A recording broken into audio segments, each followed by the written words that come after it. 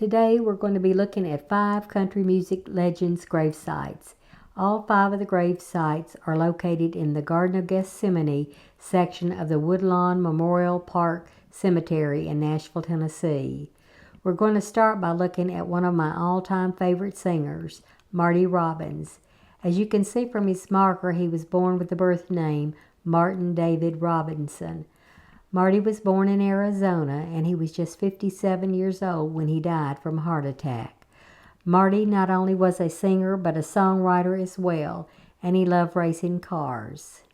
Speaking of racing cars, Marty would play himself in a film called Hell on Wheels. He could play the piano, the guitar, and the dobro, but I remember him best as playing the piano. On Marty's marker, you'll notice in quotation marks under his wife's name, Marizona, your woman, your wife. This is the title of the song that he sang and wrote about his wife, and it's one of my all-time favorite songs of his. Part of the song can also be seen on his wife's marker.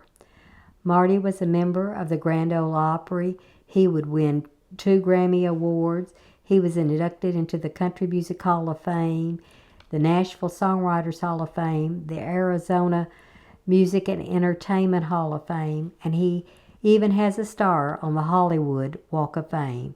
And in 1969, he would receive the Academy of Country Music Award as the Artist of the Decade. In 2009, the Cliffy Stone Pioneer Award, which is presented to an artist that throughout their career had contributed to the industry, went to Marty Robbins. Next, we're headed to the gravesite of Michael Webb Pierce, better known as just Webb Pierce. He was born in Louisiana, and he was a country music singer and songwriter.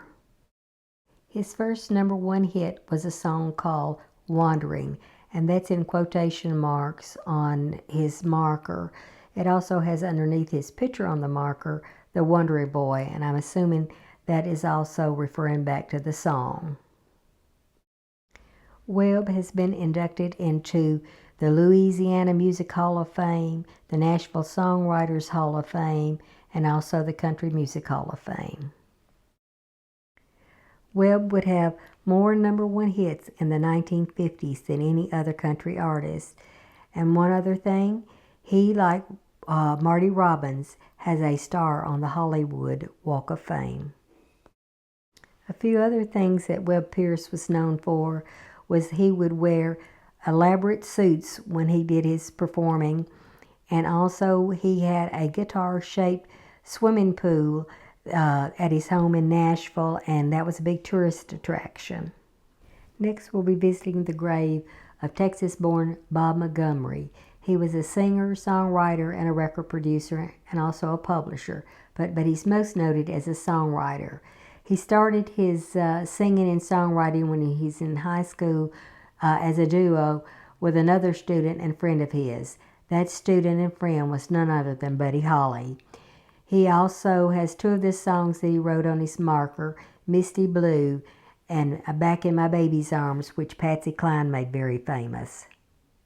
Some of the names of country stars associated with Bob Montgomery, whether through songwriting or a producer or publisher, are people like Merle Haggard, Tim McGraw, just to name a couple. Next, we're looking for the gravesite of Williard Mack Vickery. He was better known just as Mack Vickery. He was born in Alabama. He was a country music musician as well as a songwriter.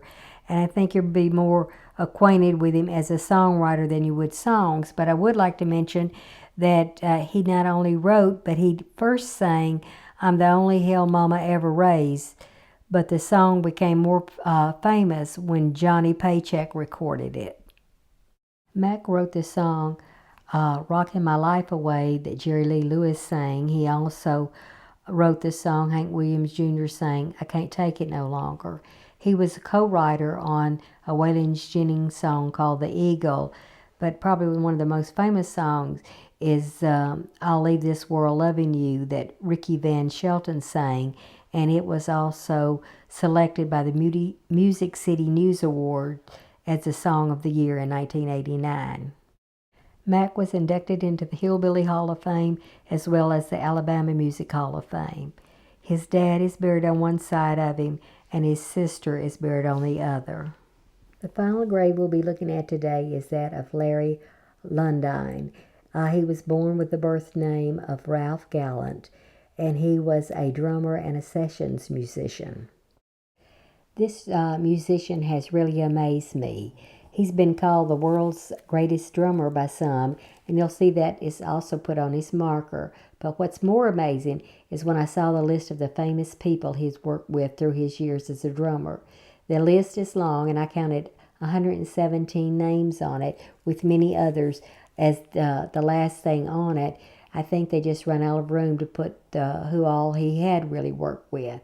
You may want to pause it to see the names, because I don't think you'd want me to go through the whole 117 names, but a few of them are just like Chad Atkins, Vince Gill, Glenn Campbell, and Dolly Parton, just to name a few.